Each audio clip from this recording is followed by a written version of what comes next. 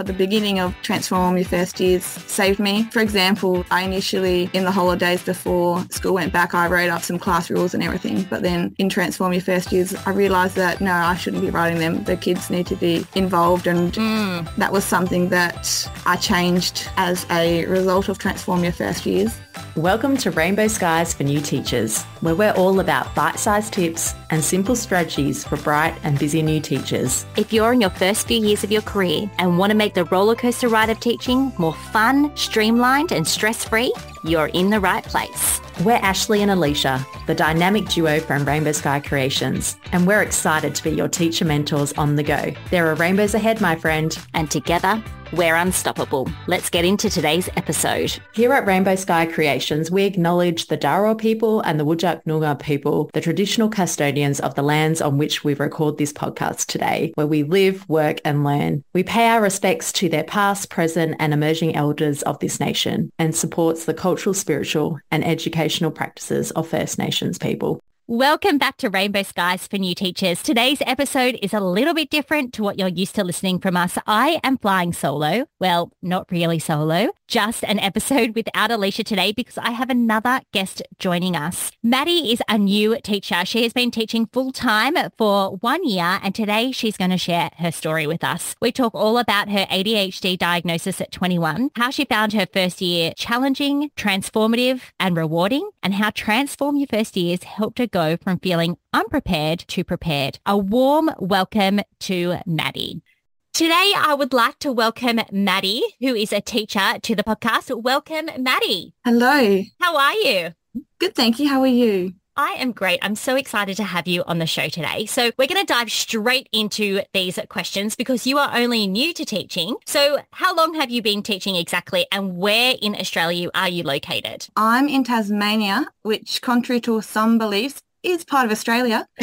We are unfortunately not paid actors. This year, 2024, will be my second graduate year teaching, although I did team teach for half of 2022 with an amazing Year 2 class. Last year, I had a bunch of beautiful Year 1-2s, and this year, I'm excited to take on some incredible Year 1 kiddos for their fun-filled learning journey. Oh, that's exciting. So you had 1-2, like a composite class last year, and then you're in a straight Year 1 this year. Yes. That will be that little bit easier, won't it? Yes, I'm very excited for the straight grades. Yeah, for sure. I love that grade too. So much learning happens in Year 1. So tell me, why did you become a teacher? You've only been teaching for 2 years now. What made you decide to become a teacher? Well, teaching has always been what I wanted to do. But straight after college, I actually went into hairdressing. But growing up, I always had a deep passion for education, which was influenced by the educators in my family. So my nan and my great auntie were both teachers. My mum and auntie worked as teacher assistants and my sister was a childhood educator. So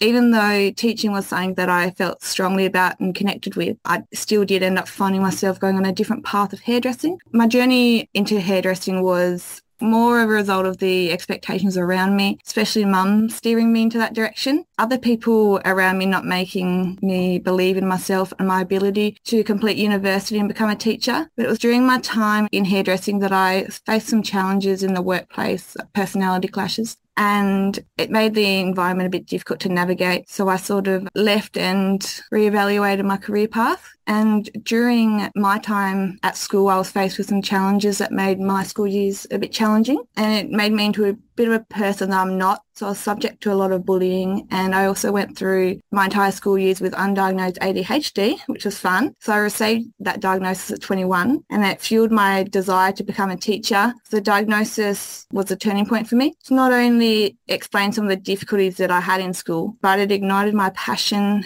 to show others and myself that I'm capable and also that every child deserves a supportive and understanding environment. So I sort of used my experiences to make sure that other children didn't sort of go through the same thing. Being a teacher's changed me incredibly. I began to find myself. I look forward to going to work each day. I'm able to find a piece of motivation to get out of bed in the morning And obviously there's still definitely lots of hard times. I could notice all the positives in teaching that outweigh those difficult moments. So yeah, education wasn't just a career choice for me, it was a calling and a way I could continue my nana's legacy. So my decision to pursue teaching is a culmination of my lifelong passion, personal challenges and desire to make a positive impact on the lives of children. It's a journey I believe was meant to be, and I'm excited about the opportunity to bring my unique perspective and experiences to the world of education. Wow, that is a powerful why. I honestly, Maddi, I was not expecting that. I'm the sort of person that wanted to be a teacher for all my life too, and I also come from a family of teachers, so perhaps it is in our DNA to become teachers. But I loved the point where you touched on the fact that you had difficulties at school and that it is really your purpose to go into the classroom and to support those students and provide them that supportive environment that they really need. And I think that you have a great perspective because you have that understanding and empathy for the struggles that some of the students in your care will be going through. And even some of the parents, I could imagine being diagnosed at 21 years old probably wasn't the easiest road. No, I obviously haven't told a lot of the parents, but a few I have that I connected with even more because their child was also going through the same sort of difficulties. And I think it's a bit different saying, I understand when you don't really, but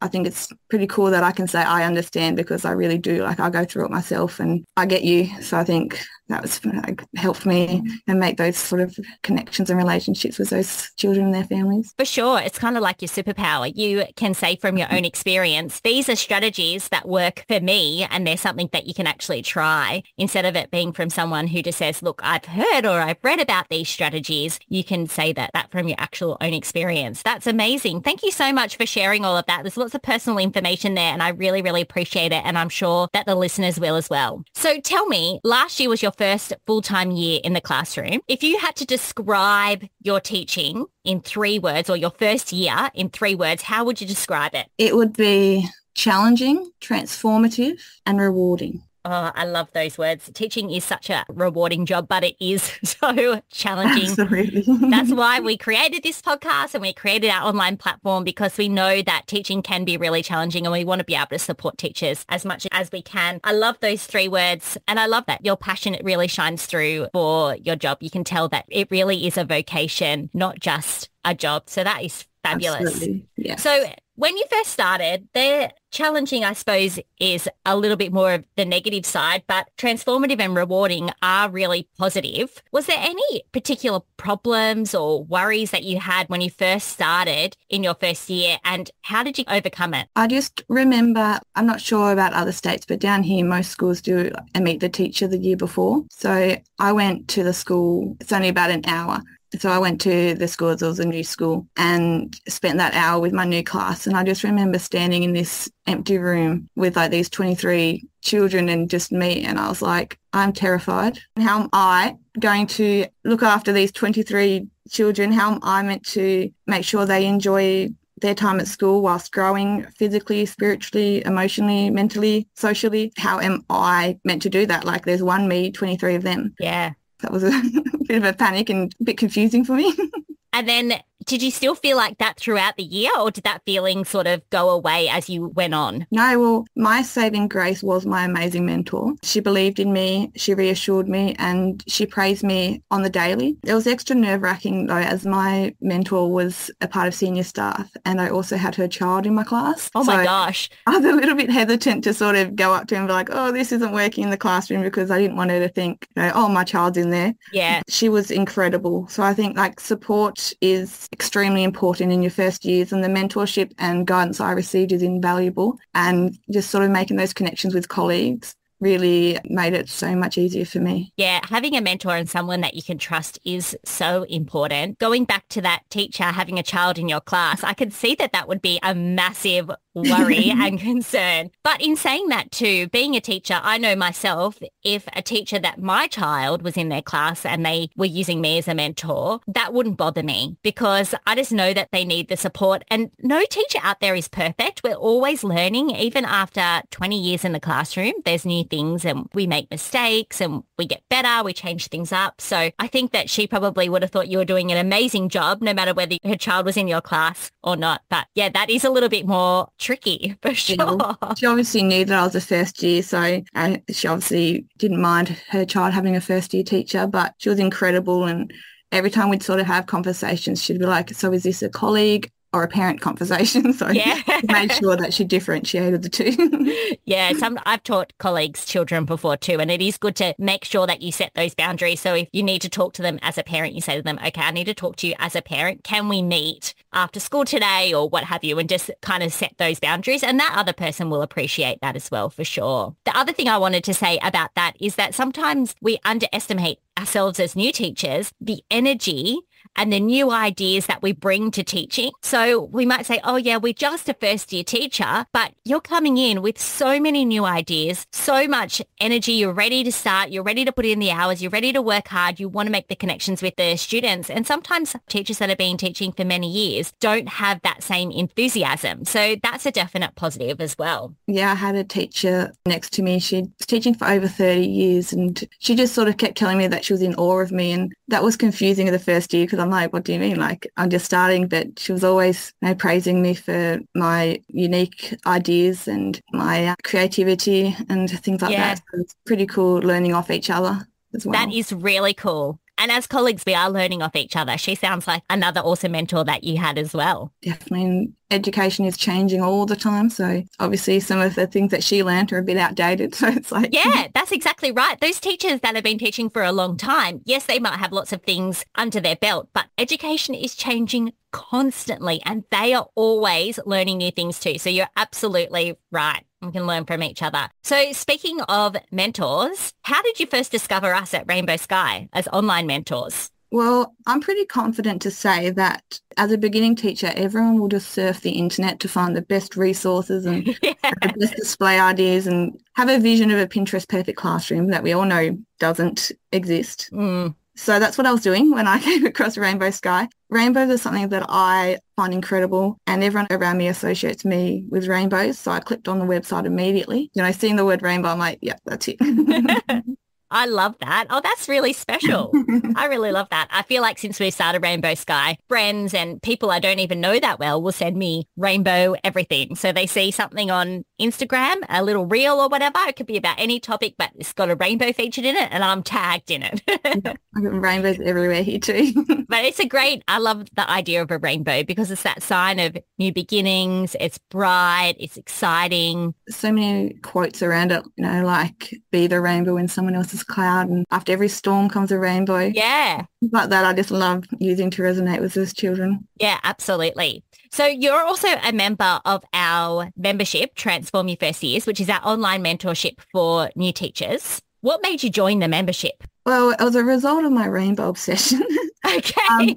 I also have a miniature business that I've incorporated the word rainbow into the name as well. Yes. So I was just Give your business a shout out. We want to hear it. Rainbow Gift Co. I just make things.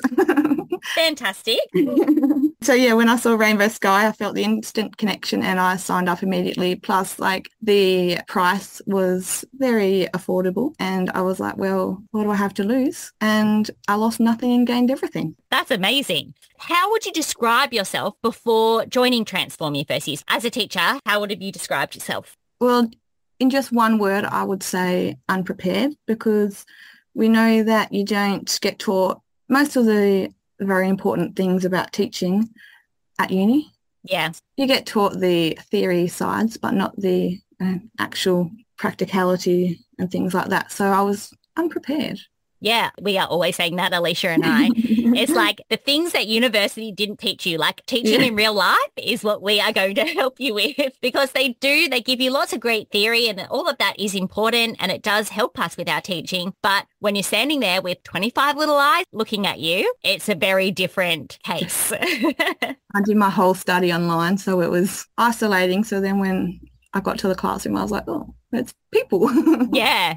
And it can be really daunting. So you felt unprepared. After joining Transform Your First Years and you've been with us for a year now, how would you describe yourself as a teacher now? Well, I'm the opposite of unprepared now. Yeah. I'm pretty prepared. I'm almost sort of ready for the new school year, which for us, the kids don't go back until the 8th of February.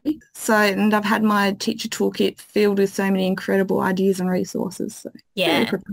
Oh, that's great. So you're feeling much more prepared, which is really good because we're recording this mid-January, but it'll come out at the end of January. And sometimes new teachers, I find, they spend this whole January getting themselves ready and prepared and organised and all of the things. And then they start the year tired and burnt out because there's so much to do. So I'm glad that prepared is one of the words that you use. That's awesome. Is there something inside Transform Your First Years that you love the most? Like we give... Just for the listeners, if they don't know, we give out teacher tools each month, resources. We have a whole library of masterclasses and a whole library of checklists. We have live Q&As. Is there something that stands out as one of your favourite parts? Well, I love the resources because I use pretty much whichever ones I was able to in a year 1-2 class last year. Yeah. But the behaviour management tips are something that I also found really rewarding. It was something that I was extra nervous about. How was I meant to manage the behaviour of 23 children? I was sure that, there was one of me, 23 of them, they were definitely going to gang up on me. The behaviour management tips I picked up at the beginning of Transform Your First Years saved me. For example, I initially, in the holidays before school went back, I wrote up some class rules and everything. But then in Transform Your First Years, I realised that, no, I shouldn't be writing them. The kids need to be involved. And that was something that I changed as a result of Transform Your First Years, and the students loved it. They were aware of the expectations. They took pride in creating and following our classroom promise, and they received the most out of their education as I was able to adopt that positive learning environment. And then I received 23 lifelong friendships as a result. So, oh, that's beautiful. I love it too, because you really were approaching it as a classroom community, and you, the teacher, is just one member of that classroom community. Sometimes we get so confused and we think, well, we are the leader, we're the head person of that community. And sometimes you do need to be that, but often you're just another human being in that classroom. Yeah, well, we brainstormed about, I think, 20 rules or something like that, but then with lots of conversation and steering them away from some of them, we narrowed it down to about 5 of the most important ones. So I still had a big say in what got published, but it was still their ideas. So we printed out like a tree with no leaves, and they put their thumbprints in. We did a few shades of green ink, and they all put their thumbprints and wrote their names underneath, and we laminated it, and it looked like a nice tree. So it was a nice little poster to have up in the classroom too. Yeah, I love that idea of the tree. You shared that with some of our new teachers on Instagram the other day, and I just thought that was such a beautiful idea. And I love how you're always so forthcoming with your creative ideas too, Maddi. I think that's what part of being in an online mentorship and an online community is all about. So you probably have answered this question, but would you say the behaviour management module was the first thing you learnt inside the membership that you applied to your teaching, or do you think it was something else? No, I think it was, because it was the component of teaching that was on top of my brain that I was really worried about. So it was the first thing that I went for. And once I had that down pat, I was just ready for everything else. Yeah, we've got this website set up so you can go and pick and choose. It's like a choose your own adventure, I guess. So we've got all of the masterclasses there. It's like a library. So if you wanted to go and look at the classroom management side of things, you could, or if you were more worried about getting yourself organised and set up, we've got modules on that. But if you're worried about parents, we've got something on that. So I love that you went and chose what you needed the most. I think as teachers, we're always differentiating for our students, and we want to do that for our mentees, be able to differentiate and give them the option to choose what they need. Definitely. It's super easy to navigate as well. So, oh, that's awesome. It's had a little glow up. Have you seen it since it's had its little glow up? Yes, I like the little different tabs. Yeah, they're looking good, aren't they? There's more resources and things now for anyone who's wondering why it had a glow up. There was more stuff, so we needed to make sure it was organised so everyone could find what they needed. So if somebody's thinking, look, this Transform Your First Years, it sounds good, should I join it? What would you say to them? Do it. What do you have to lose? I was looking at a few mentorship programs before I signed up, and I didn't come across a more affordable one. It's got everything I needed and more, and actually persuaded a friend to sign up last year, so that was pretty groovy. Rainbow Sky will make sure you feel prepared for the beginning of the new school year, and your teacher toolkit, as I said, will be filled up with so many incredible ideas and resources. So to top it off, there's a pretty groovy Facebook group full of like-minded beginning teachers along with Ashleigh and Alisha, and it's a beautiful supportive community that being a member in is worth the money just for the Facebook group. So I love the Facebook group that you can come in and ask a question and someone's going to answer it. I love that the members help each other too. They answer each other's questions because Alisha and I have got ideas, but you guys have got so many great ideas too, especially at this time of the year when everyone's getting their classroom set up and getting themselves organised. There's always a lot of questions. And then, of course, we have our monthly Q&As, and any question can be submitted and they can be submitted anonymously. So if you've got a question and you think, oh, I'm not sure if I want everyone to know that I've asked this, that is totally fine too. And we've answered lots of different questions about specific situations and about broad situations too. So they're always fun. They're actually Alisha and I's favourite time of the month when we come to do those. So before we wrap up, I'm really conscious that you are giving up some of your holiday time for us, and I'm really, really appreciative. Do you have any parting words of wisdom for new teachers out there that are listening to this podcast? Well, congratulations on choosing the best career ever. Believe in yourself. Be prepared for the unexpected. Be flexible. Every day in teaching brings new challenges and surprises. Build relationships. Focus on the positive relationship with your students, parents and colleagues. Just trust me that these connections are essential for a thriving learning environment. Seek support. I said that earlier, so don't hesitate to seek support from mentors, colleagues, anyone in the school community. It's a demanding job and you really need a strong support system. It can make a significant difference. Celebrate the small victories of yourself and your students. That was something that I was worried about. I was like, how am I going to know that I've actually helped these students? So just every small victory, celebrate it. It's a milestone, big and small. Just recognising and appreciating those moments will keep you motivated and help you believe in yourself more. Take time for self-reflection. Consider what worked well, what can you improve. Just continuously self-reflect, key to personal and professional growth. Prioritise your self-care. It's a priority to take breaks, get rest, engage in activities that you enjoy and rejuvenate you. Sort of leave, once you leave the classroom, I know that I don't, but once you leave the classroom, it's your time now. Just have time for yourself. Learn from your mistakes. Keep finding the joy. Set realistic expectations. Just remember your why. If anything, it's why did you choose to become a teacher, and just enjoy the journey. I love that. And you've just connected us all the way back to the beginning when you shared your why with us as well. So many amazing tips there from somebody who has just been through their first full-time year as a teacher. So thank you so much, Maddi. We really appreciate your time. Tell us, if anyone has heard this interview and they want to connect with you further after this, where can they find you? Thank you. I do have an Instagram that I'm trying to use a lot more because I've been pretty terrible at it, but it's Miss_Pentons_classroom. Great. We will pop the link to that in the show notes. I appreciate that so much. And we'll also pop a link to Transform Your First Years in the show notes too, if you want to check it out. Thank you so much for your time, Maddi. Enjoy the rest of your holidays. Thank you.